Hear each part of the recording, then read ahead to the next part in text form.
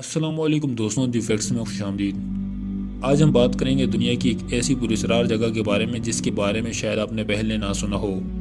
ये एक ऐसी जगह है जिसमें ऐसी खतरनाक एक्टिविटीज़ हो रही हैं जिसके बारे में आम इंसान नहीं जानता। एक सहरा में होने के बावजूद इस जगह पर ऐसी क्या बात है कि पूरी दुनिया इस बारे में जानना चाहती है। ये सब बातें हम जानेंगे इस वीडियो में। तो आपसे गुजारिश है कि वीडियो में आगे बढ़ने से पहले हमारी वीडियो को लाइक कर दें और हमारे चैनल को भी सब्सक्राइब कर दें। एरिया 51 अमेरिका के शहर लास वेगास से 30 किलोमीटर दूर एक सहरा में वाक़या एक जगह है। इस सहरा का नाम नेवाडा डेजर्ट है।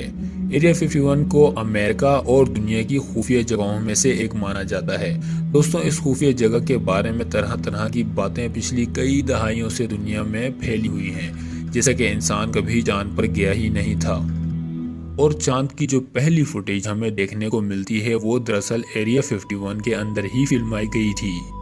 एक और बात एरिया 51 की ये भी है कि अमेरिकन गवर्नमेंट यहाँ टाइम मशीन बनाने पर काम कर रही है।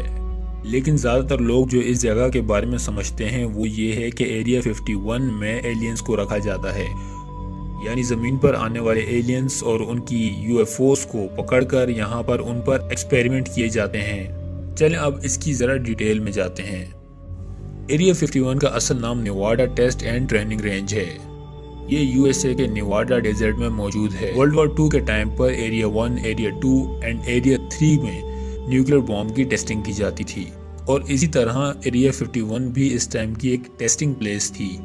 बाकी जितने भी एरियाज थे उनमें कोई भी ऐसी अजीब एक्टिविटी को रिकॉर्ड नहीं किया गया, लेकिन स्पेसिफिक एरिया 51 आज भी मिस्ट्री एक्सप्लोरर को कपकपा देता है। 1955 में कई लोगों ने यह दावा किया कि उन्होंने यूएफओस को देखा एरिया 51 के आसपास।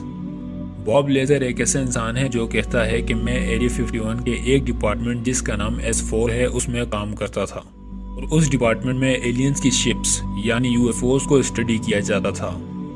और उसने ये कहा था कि एरिया 51 की टीम यूएफओस और एलियंस को कैप्चर करके उन पर एक्सपेरिमेंट करती हैं और वहाँ पर ये भी एक्सपेरिमेंट होते हैं कि एलियंस के यूएफओस बिना फ्यूल के किस तरह हवा में उड़ जाते हैं। बॉब लेजर के हिसाब से 1989 में ये डिस्कवर किया गया था कि एलियंस के स्पेसक्राफ्ट किस तरह काम करते हैं और उनका ये कहना है कि इस स्पेसक्राफ्ट में एक ऐसा मेटल यूज किया जाता है जो कि अननोन है और जिसका एटॉमिक वेट 115 है।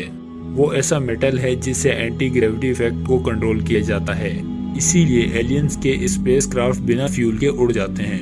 इंडियन पेंटियम को 2003 में एक्चुअल में डिस्कवर किया गया था, मतलब कि वो एक नॉर्मल मेटल की शक्ल में दुनिया के सामने आया। लेकिन इस एलिमेंट के बारे में बॉब लेजार ने तकरीबन 14 साल पहले ही बता दिया था। बॉब लेजार के हिसाब से एलियंस दुनिया पर हजारों साल से विजिट करते आ रहे हैं। 2014 में एरिया 51 में अमेरिकन साइंटिस्ट वाइट बुशमैन गए। इन्होंने जो देखा वो हैरानकुन था और इनके बयान ने पूरी दुनिया में एक तहलका मचा दिया।